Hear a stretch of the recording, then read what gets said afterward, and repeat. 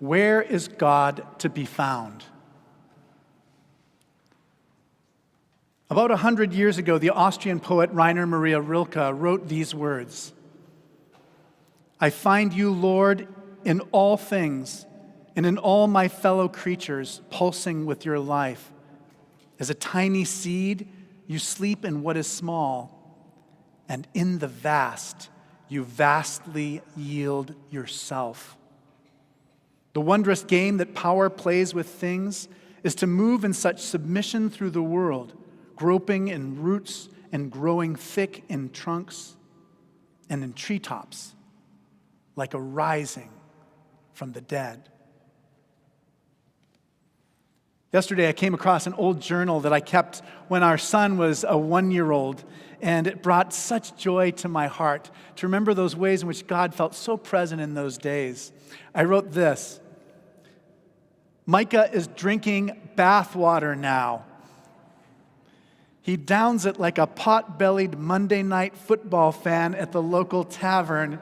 Then he stands up and he coughs. I go on to describe finding him under the microwave oven, eating through a plastic bag, a 40-pound plastic bag of russet potatoes. He'd actually gotten to one of the potatoes and eaten probably about an eighth of the potato. It was a pleasure to be drawn back to moments like that. God seemed so present to us in those days of discovery for me as a parent and for him as a new human being.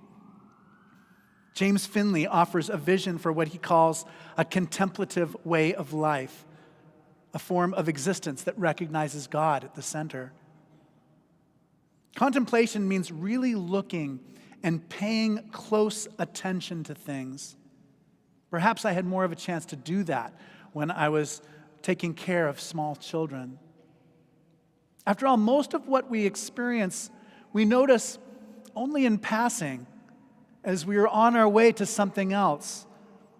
But every so often, we find reason to pause. Something catches our eye, and then suddenly, we are immersed in a deeper reality. We encounter what is right in front of us, a field of spring presidio wildflowers, the billions of worlds in the summer night sky, the seemingly infinite, calm, dark September waters off Point Bonita, the unexpected sound of a cricket in our city, or the joy of children playing. Now, although these are absolutely ordinary things, in each case, something has broken us out of our web of worries and judgments that usually dominate our inner life. These moments of openness almost seem to come before thought. Suddenly, we become conscious, in Finley's words, that we are the cosmic dance of God. The fullness of being completely in God surprises us. And then we might find ourselves wondering, what do I do now? Often it's just nothing. Our cell phone summons us, or we have a new version of an old worry that arises in our minds and our thoughts. But when we look back at times like this, we know that they felt like a sort of homecoming. We belong there. Finley says, quote, when you start understanding your life in light of these moments, you realize this feeling that you're skimming over the surface of the depths of your own life. It's all the more unfortunate because God's unexplainable oneness with us is hidden in the depths over which we are skimming. And so in our disappointment, we say something to ourselves like, I don't like living this way. I don't want to be separated from the place where I most experience God's love. I want to abide with God always. Moses lived in an untenable political situation. The Pharaoh had ordered his people to murder all the Hebrew children who were male. And Moses' parents, they abandoned him in a basket of reeds He was discovered by a princess and raised in the royal family. And as he came to consciousness of who he was, who his peoples were, he saw a Hebrew who was being harassed by an Egyptian, and he killed the Egyptian. The Hebrews weren't pleased by it, stirring up things. The Egyptians certainly weren't. And he had to flee as a murderer, as a refugee. And he lived with his father-in-law. And I only this week realized what that means. For years and years, like living with your father-in-law, we still know what that means today, right? A relationship of dependence. And he was out with his father-in-law's flock when he saw something that caught his eye. An angel of the Lord appeared to him in a bush that was blazing but not consumed. And Moses said to himself, I must turn aside and look at this great sight. And then God describes this wonderful plan of liberation for the Israelites, just what Moses had wanted from the time he first came to consciousness. And Moses, he comically comes up with excuse after excuse after excuse for why God has gotten the wrong person. And I don't know if you've ever had this experience, but I certainly have. I definitely identify well with Moses, except for the murdering part. That's the part I don't identify with.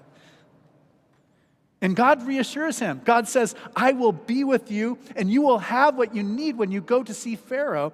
And this is not enough for Moses. Finally, Moses says, what if the Israelites ask your name? And God replies, he says, tell them, I am has sent you, has sent me to you.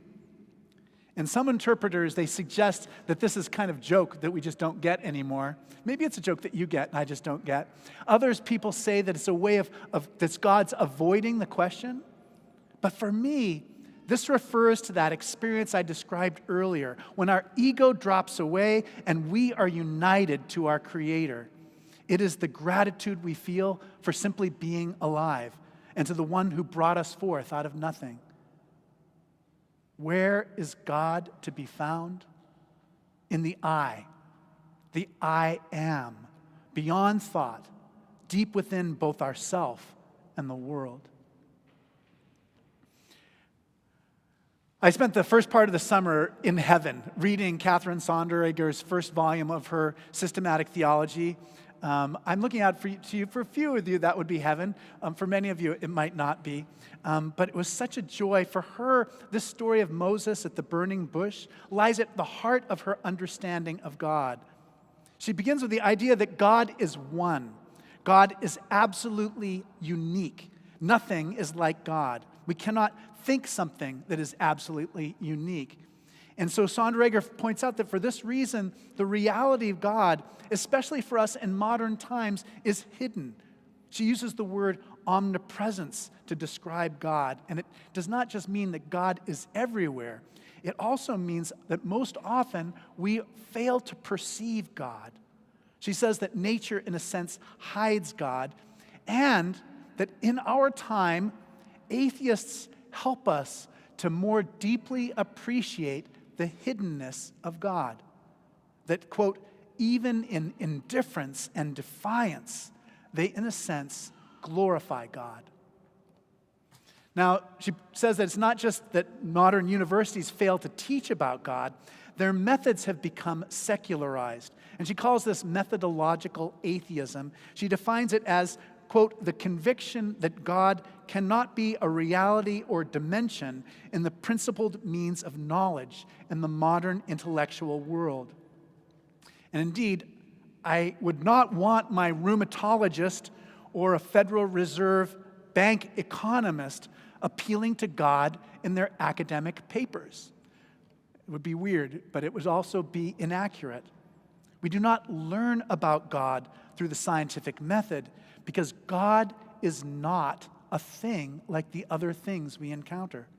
God is not an object of our thought the way that an apple is. God does not stand open and static in that way to our faculties, waiting noiselessly to be discovered.